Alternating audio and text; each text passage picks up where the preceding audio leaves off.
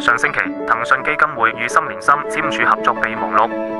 我哋一齊會籌辦唔同類型嘅培訓啦，同埋活動。今日咧好開心，我哋係首次舉辦兩地公益人才嘅培訓。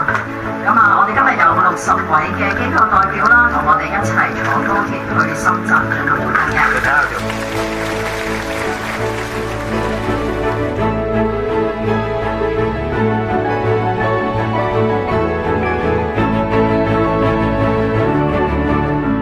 每一次交流咧，都係咧會帶有心靈嘅衝擊同埋諗法嘅。IT 加埋慈善咧，係一個非常之大家而家好想知道多啲嘅嘢。我哋希望咧可以帶出咧就係科技向善嘅一個心，通過公益將科技咧變得更加有溫度，亦都希望咧通過科技嘅力量咧將公益咧變得更加有好多嘅無限可能。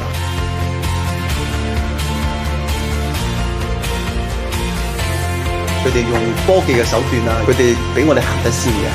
但係反之而言咧，我哋喺社福機構嘅工作嘅細緻程度啊，服務嘅提供咧，咁我哋因為都做咗好耐，即係我都感覺係我哋做得好細，好多系統化嘅嘢嘅。咁如果兩者可以結合埋一齊嘅話咧，我就覺得可以得到最大嘅效益啦。